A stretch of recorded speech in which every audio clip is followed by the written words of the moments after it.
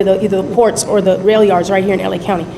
They never talk about the fact that, like I had mentioned about the riots happening, and that we have like a 150-year history of leading the country in incarceration, and a 150-year gang war here, where they used gang labels way back in the 1800s as a way to like have the highest lynching rate in the country, for example, in LA County.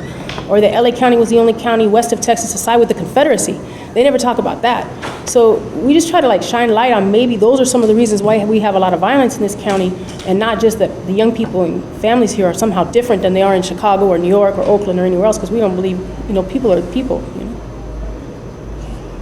Ooh. You summed it up there. I mean, I think that's education that a lot of people need. That's education that I didn't know.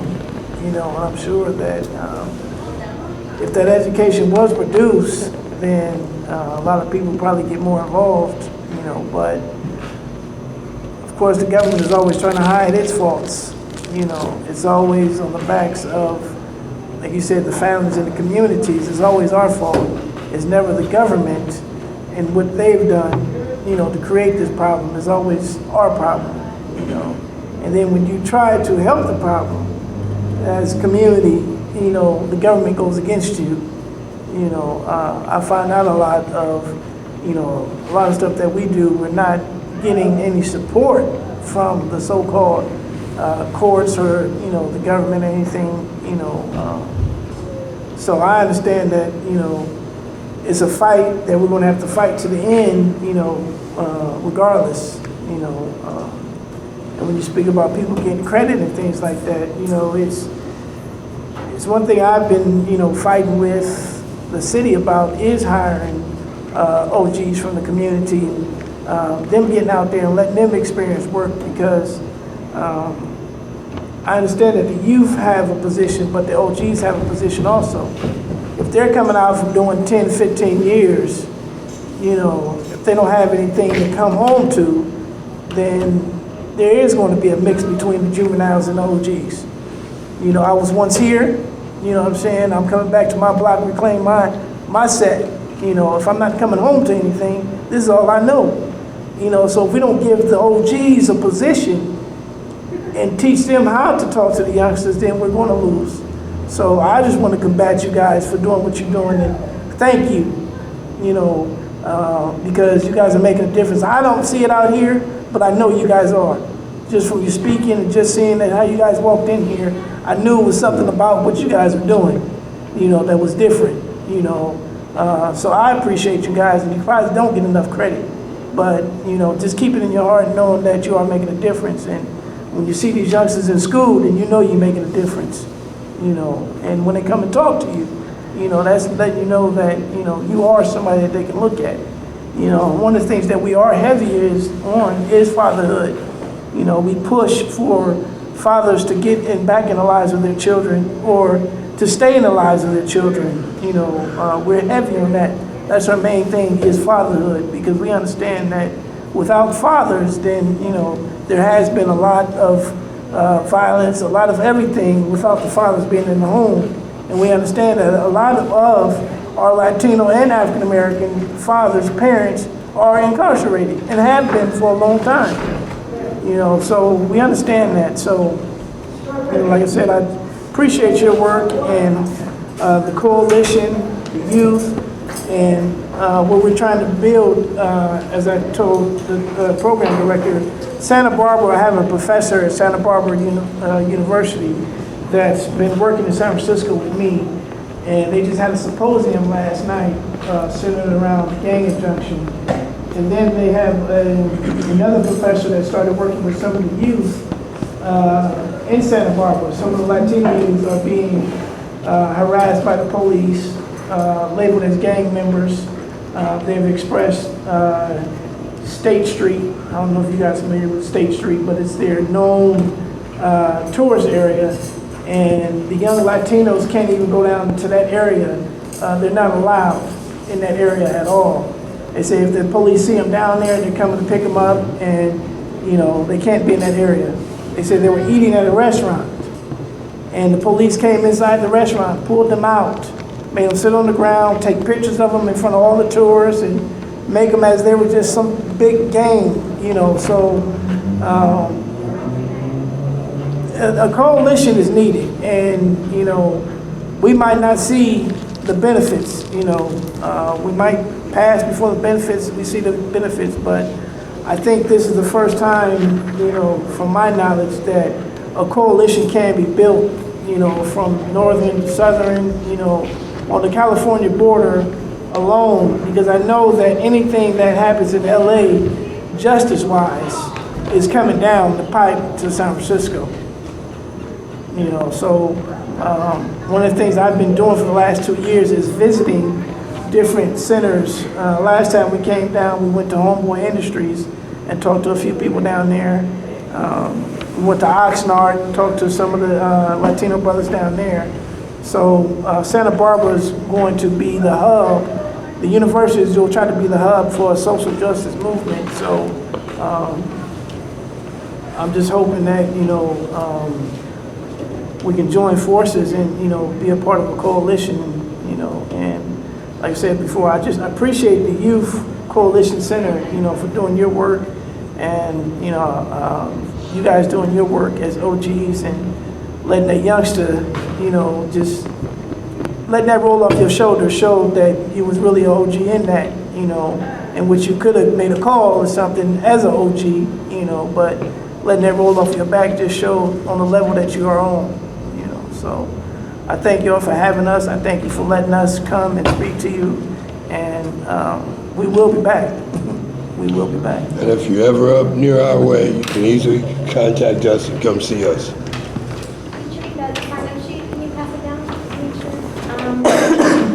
Kim, I'm so glad that you joined us, because, you know, we're talking about the gang injunction. You know, if I gave them our action update around the gang injunction, the exit strategy, this gentleman right here is actually on the gang injunction, and they've now petitioned for him to go up. But even if we want to dialogue a little bit about the opt-out program that they have going on, but they're just not happy with it either. And so they were asking questions about how many petitions do we have out. Is anybody successfully off yet? One person. In 2 years. Until we fought to get the exit strategy, there was no exit strategy. A permanent injunction meant permanent. So our oldest injunctions from '83.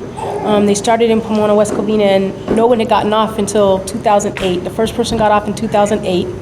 That was a year after the exit strategy was announced, because it took them a year even to put an application together. The application you have, we put together overnight. Like, they could have easily put one together in 24 hours of having their exit strategy, but they waited a whole year to put out the same petition we have with their letterhead on it. Like, could have easily done it like in 24 hours.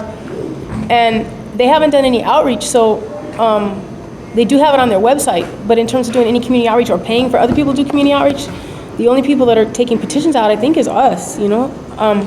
So they haven't gotten hardly any applications because nobody knows it even is possible. And then it's almost, if you guys read our petition, that gives you a good idea of really what, it's the same petition that the city attorney puts out. It's almost impossible to get off. I mean, you have to have no police contact, meaning, you know, you can't walk across the street and get stopped by the police. That's police contact here. So it makes it really, really difficult. We have people that they have only juvenile records. Their juvenile records might be 10, 15, even a couple cases 20 years old. And the police have told us, you know, there's no way this person's getting off the injunction. City attorneys told us the same thing. You know, so it's really difficult to get off. And they're the only ones that review it. So your application goes to the city attorney. The city attorney reviews it, internal process. They call you for an interview, but that's it. There's no community oversight of it. There's no community input into whether or not a person has changed or has never even been a gang member in the first place, didn't belong on it in the first place. There's no such thing as that. And all the other stuff we've been trying to fight for, we haven't gotten any of it. Like the right to be notified if you're put on the gang database, we don't have it. The right to be appealed if you're put on the gang database, we don't have it. The right for a clear exit strategy from gang databases, we don't have it, you know. So this is like such a small little thing anyway. You know, as weak as it is, it's just so small compared to what is needed. You know? Well, we have one that's from the Lawyers Committee for Civil Rights that kind of went along with the city attorney's office to build an opt-out plan.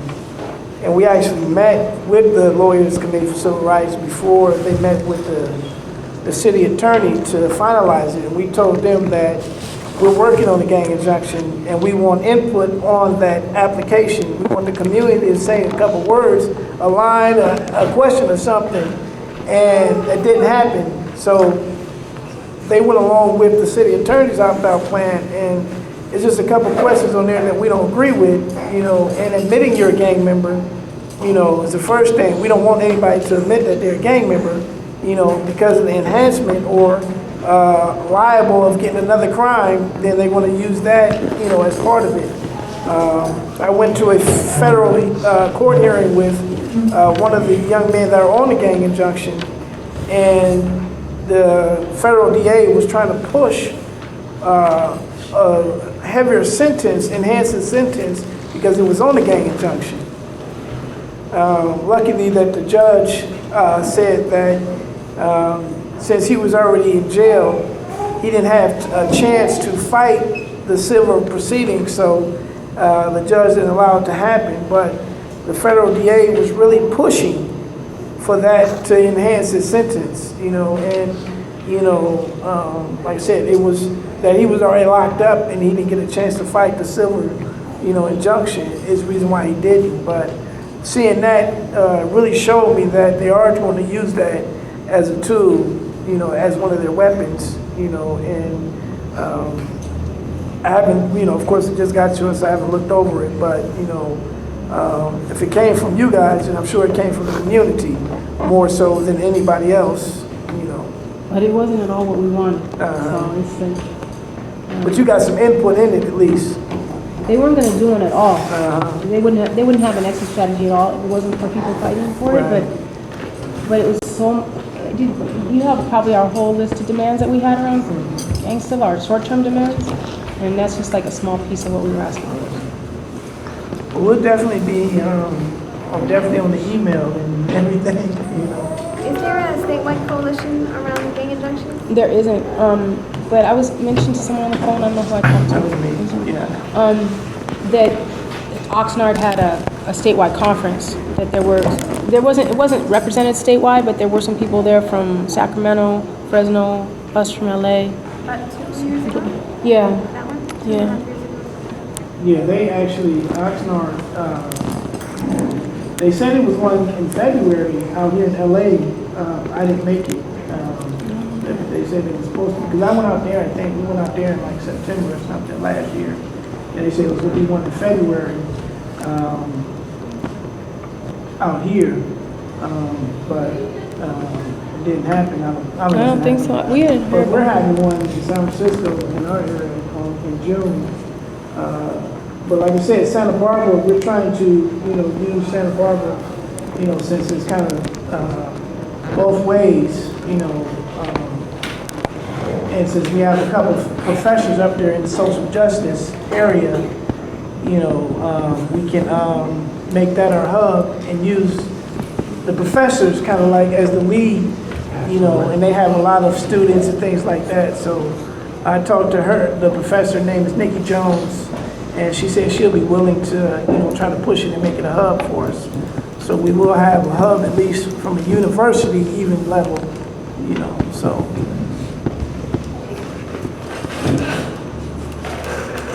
All right, as you can see, it's two different, it's on both sides. The other one is a fundraiser, and then the other one is a conference. It's on both sides. One of the things that we do is make sure that we're making our own money and, fundraising and, trying to create our own funding, because getting the same funding from the government, because trying to do these things, is kind of like mixed signal. Our city attorney, actually, there's an organization in San Francisco, a Latino organization called HOMIE, and the city attorney signs off on any money that's getting, from the city and county of San Francisco. So they're fighting, they have an anti-gang injunction Latino organization. So the city attorney took about 6 months to sign off on their funding that came from the city. So, when you get money from the city, and the city attorney is the one that's pushing this gang injunction, it's like, okay, well, how am I going to do this? So that's what we're doing as a fundraiser and, things like that, just to create our own finances and, because we know ain't nobody really gonna fund a coalition of, talking about, getting off gang injunctions and things like that. Nobody's really to fund that. As a city government perspective, we might be able to find some foundations that might fund a coalition or something like that, that's basically what the fundraiser is about, so. Fashion show for men. That's a Yeah. good idea. Yeah, You guys down to do something like that? Do what? Fashion show again? That's basically what we work around with men, because, like you said, without the fathers in the household, that tends for the kids to stray to the left. Now, I have 15 kids. Oh, I got one son on the gang list, my daddy, I like and a couple more that's prime candidates to be on the gang list. So basically, I've been working with Pastor Harris for about the last 7 months, and my life did turned all the way around. I used to do all the drugs, everything. I don't do anything, nothing. I'm saved. I go to church. We have Bible class on Saturdays and church on Sundays. And my kids look up to me. They always have, always been in all my kids' life. But now it's a whole different respect that I have for my kids. I run a fathers program, so, and it makes me feel good to sit around other fathers that's sitting there listening to me talk. So anybody can change. I'm 48 years old.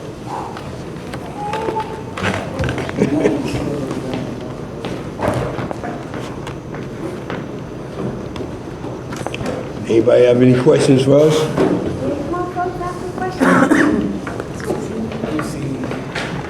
Do you do my dress?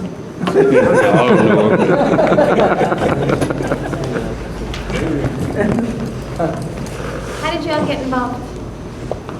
How did you get started? How did you get involved? How did y'all meet each other? Well, I'm a former criminal myself. Everybody is. Right. Some people haven't got caught. And it was just,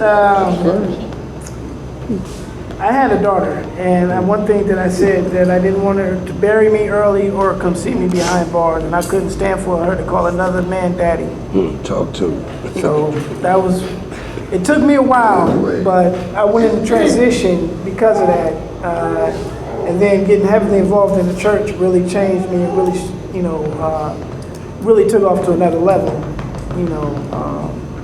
so that's where I came up with. It was actually about 5 or 6 of us sitting around the table as OGs, and we came up with the name Brothers for Change, and I was the only one left, so I kept it going, and I've been up and going for about 9 years now, and just been hitting the pavement. It's kind of hard for me to deal with the injustice and things like that, because I'm so involved in trying to help the youngsters and the men. It's hard for me to do a lot of other stuff. So now I'm starting to get some support, and I'm starting to get a couple brothers to walk with me, to where it's making my load a little bit lighter, where I can do some other things now. So that's how I got started. Yeah. The way I met Pastor Harris is I was a part of an indictment. The feds sent some lady into our complex to buy drugs from everybody as much as she can, from as many people as she can, and to record this on a videotape. And me, along with about 50 other people, I believe maybe 30, or I could be exaggerating, like 30 people, had got arrested because of her. And make a long story short, I go to jail, I get out, I'm on probation, and I get a probation officer, and he had me jumping through hoops to show that I'm not doing the same thing that I've been doing. One of the hoops was to get into this program that's supposed to help me get a job, pay me $50 a week to look for a job. And it really didn't work. He told me if I go to that program, I don't have to worry about him sweating me, because he's the type of probation officer who drive around with narcs and hop out on everybody on his caseload and just search them and embarrass them in the streets, you know what I'm saying, harassment. So he said if I get into that program, he won't have a reason to do that to me. So of course I don't like being harassed, so I did the program. I had nothing else to do. So one of the things about the program was to do something to occupy your time. And if you don't have a job, while you're looking for a job, you gotta do something so that you can earn that $50 a week instead of just looking for a job. One of the things was to volunteer at a food bank that I accepted to do. And, it was a blessing in disguise because I met Pastor Harris and everything. We started to work together. And the food bank was in my complex, the same complex that they moved a lady in to buy drugs from everybody. It was in the same complex. And I started, getting familiar with how to hand food out, how to set everything up, and it was cool. I liked it. I'm a hard worker. So Pastor Harris seen that, and he really didn't see a criminal. He really didn't see that in me. And that's not really who I am. I mean, if somebody sends a lady to you to buy drugs and the price is high, I mean, you're tempted, to sell it. So it's just money, the temptation of money struck me. And it happened to be the wrong temptation. And I'll make a long story short, all that happened, and I did the food bank and everything. And I let him know about the gang injunction. I think he already knew about it. And he look at me and he say, "You shouldn't be on the gang injunction. You don't roll with the gang. You very individualized. You very by yourself. You're an individual. It's not nothing about being in a gang. That's got to do with it." I didn't get a job with that program. It was over, and they just let us go. And there was nothing to do after that. And just like, okay, we can help you get a job, but you got some money, right? But it wasn't like that. It was just a waste of time. You gave me some money, but whatever. I'm still in the same spot that I was at first. And through the whole thing, the whole little program, my probation officer still harassed me. So there was no reason to go through that program. After that, on my own, I got a job. I currently have 2 jobs. And I still try to volunteer at the food bank. And also, I'm trying to get off this gang injunction because I feel like I don't belong there. And I feel it was unfair in the first place, the way they put people on there. Just because they live in this certain area and they catch a case, they're a part of that gang in that area. Although they could be from anywhere else, they could be from Oakland and they got caught in this area, they're a part of that gang. It's just very vague. Police is like that. They don't go off anything with detail. They keep everything vague so they could do whatever they want. Just like recently, something happened down the street with my OG partner here, and they said that was a black guy in a white shirt, in a white t-shirt. And they go off a vague description just to have the opportunity to harass any black guy in a white shirt, which is basically everybody. Pretty much. So they don't try to get any descriptions. What was his shoes? What kind of shoes he wore? Was it long hair, short hair? Was he tall or short? They just take a vague description of something and run with it. So they really don't go off details, and they just do it. That's basically how the gang injunction got installed, they created on vague details. I believe if you can't say that, if you can't honestly say, "Oh, I'm a part of this gang," the police can't tell you that you are. Because it's people that'll tell you that, "Yeah, I'm a part of the gang, in this gang, in that gang," which don't actually mean that they're a criminal. They could be a part of the gang, but it's not a criminal gang. It's just a gang that they made up, maybe.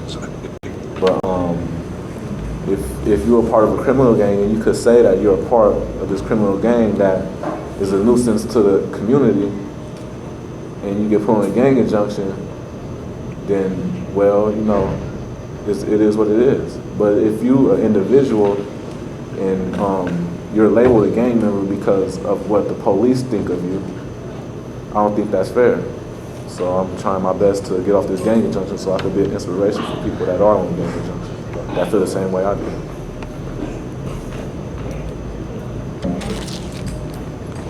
Share a little bit.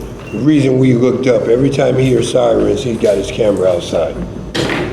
My name is Raymond. I'm a videographer and I chase the policemen.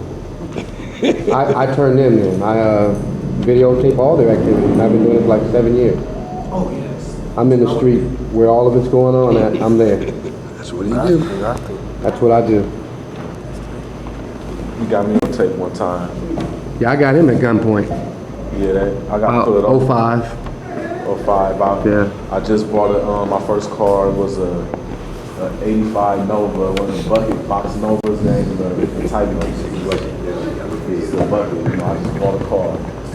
And, an incident happened, and I get pulled over right in front of. Good thing he was there. It was right in front of him. In my office. In his office, right where he'd be at. And there was the camera. And, they pulled me over. They immediately draw the gun on me and tell me to get out the car, throw me in handcuffs, throw me in the back of the car, claiming that the vehicle was stolen. I just bought this car from one of my cousin's friends, my female cousin's friend. And she actually lived on the corner that I got put over on. And it took me to jail talking about, well, they didn't take me all the way to jail, it took me to the processing, telling me that the car that I'm driving is stolen. That was their first excuse. My cousin brings her friend up and she has the registration for the car. It shows to the police. And then they come up with, there was a robbery done in the car. And somebody reported a robbery with the description of my vehicle. And I didn't fit the description of the person in the robbery. So they had to let me go. And the whole point of that is, do you really put somebody over and just throw a gun at them in their face? You know what I'm saying? Who was innocent. And it was caught on camera. Random. So that's what we got. Who exactly did you turn the video to? Say that again? Who did you show the video to? Who do I show it to? The courts. I have a lot of video in court right now. Federal court, state court. I've been subpoenaed quite a bit for some of it. So what happened about that case? His case? He'd know more about it. I don't think you wind up doing any time. They just took me to the process and they had to let me go because I didn't fit the description of the person that robbed somebody. And about my car, I couldn't get it out. That was the first car I bought. It was like $350. They took the car to tow. I had to let it stay for investigation for so many days, and they charged storage fees for all them days. Had to get a police release. Is about $190. That's half of the car right there. You know, plus the storage fees and all that. It came to too much. It was more than what I paid for the car. So I had to let that car go. And chalk it up. They don't do nothing about those fees, right? No. They stay. No, it didn't go to court. They released me, so it didn't go to court. It's just I had to basically buy my car back. There's all kind of incidents we done went through. I mean, and some of them get kicked out, some of them don't. You know, but it all boils down to whatever the police say goes. That's what they want. They want us to salute them when they come. You know, like he was saying, the youngster, day before Mother's Day, they beat this cat up, said he had a gun because he had on a white t-shirt. They beat this youngster up, took him to jail, and ended up charging him with resisting arrest.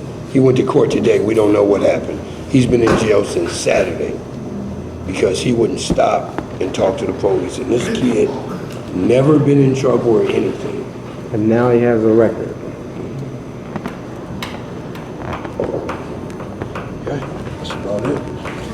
Upcoming events, possibilities of getting together. When, where? We have open mic on Thursday. No, Next they're not time. doing it until June. We're having the Oak Walk on 22nd of this month. We're gonna, if you guys can put your email addresses down, we'll definitely include you in our sort of listserv, just with upcoming events.